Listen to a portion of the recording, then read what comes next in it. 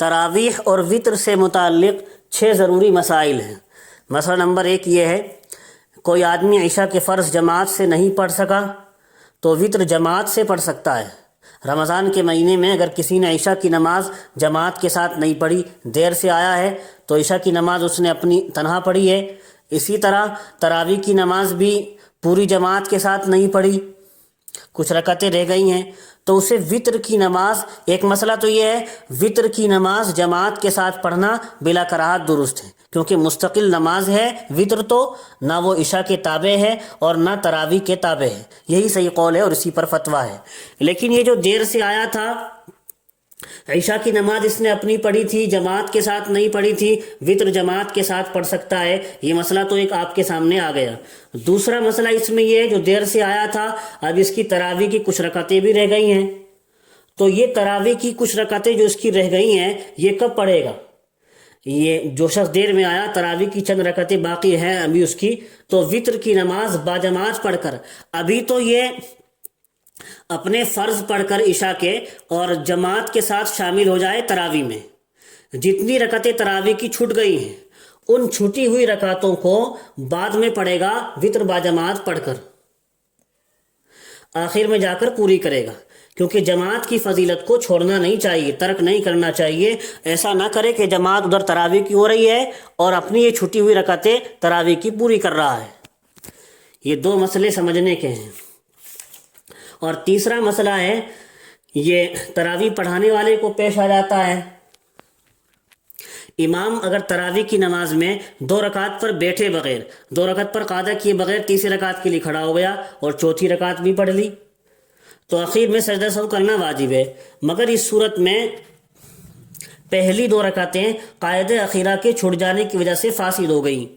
کیونکہ 2 رکعت پر ہی اس کا قاعدہ اخیرہ تھا، 2 رکعت کی تراویح پڑھنی تھی، 2 رکعت پر جب قاعدہ اخیرہ تھا اور اس کے چھوٹ جانے کی وجہ سے وہ پہلی 2 رکعتیں تو فاسد ہو گئی، اور ان دونوں رکعتوں میں پڑھے ہوئے قرآن کو دوبارہ پڑھنا ہوگا، جو پہلے 2 پڑھ لی اور آخر میں جو 2 پڑھ لی، وہ آخر کی 2 رکعتیں صحیح ہوں گی اور صحیح سمجھی جائیں گی اور تراویح میں بھی شمار ہوں گی، اور اس میں پڑھا ہوا قرآن بھی معتبر ہوگا۔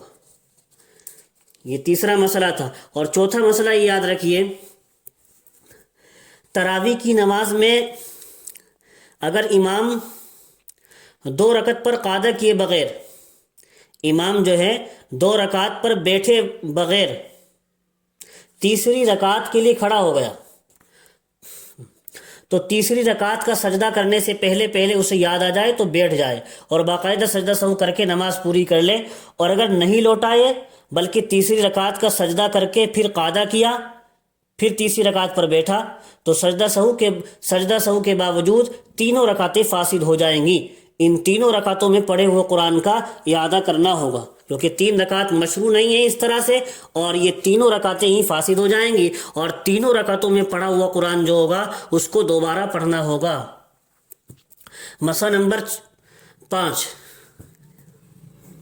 اگر امام تراویح کی نماز میں دوسری رکعت پر قاعدہ کر کے تیسری رکعت کے لیے اٹھا، یہ ابھی 2 صورتیں پیچھے گئی، ان میں تو یہ تھا کہ اس نے قاعدہ کیا ہی نہیں 2 رکعت کے بعد، اور اس صورت میں اگر وہ 2 رکعت پر قاعدہ کر کے پھر اٹھا، 3 پڑھ لی یا 4 پڑھ لی، یہ وہ صورت ہے۔ دیکھو، اگر امام تراویح کی نماز میں دوسری رکعت پر قاعدہ کر کے، دوسری رکعت پر قاعدہ کر لیا تھا، پھر التحیات پڑھ کر عبدہ و رسولہ تک، پھر تیسری رکعت پڑھ کر التحیات پڑھ کر عبدہ و رسولہ تک تیسری رکعت کے لیے اٹھ گیا، کھڑا ہو گیا، اور پوری 3 رکعتیں پڑھ کر سلام پھیرا، 3 رکعتیں پڑھ کر سلام پھیرا، تو پہلی 2 رکعتیں تو تراویح کی صحیح ہو گئی اور تیسری رکعت لغو بیکار ہو گئی۔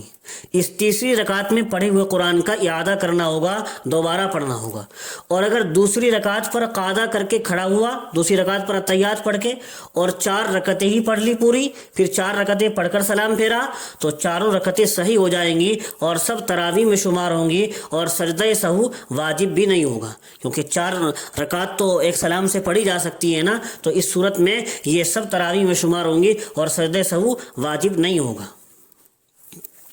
لیکن یہ اس صورت میں ہے جب کہ اس نے 2 رکعت پر قاعدہ کر لیا ہے، 2 رکعت پر اتحیات پڑھ کے کھڑا ہوا ہے۔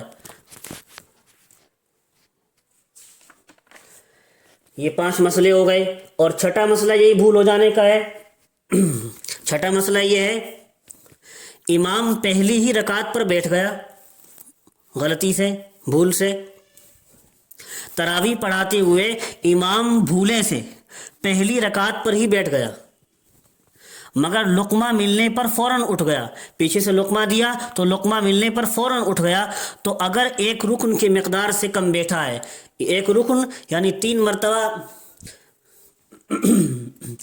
مرتبہ سبحان اللہ کہنے کی مقدار سے کم بیٹھا ہے تو اس پر سجدہ سہو واجب نہیں ہوگا، اور اگر ایک رکن کی مقدار یعنی 3 مرتبہ سبحان اللہ کہنے کے بقدر بیٹھا رہ گیا تھا، پھر اس کے بعد لقمہ دینے سے اٹھا ہے، تو اخیر میں سجدہ سہو کرنا واجب ہوگا۔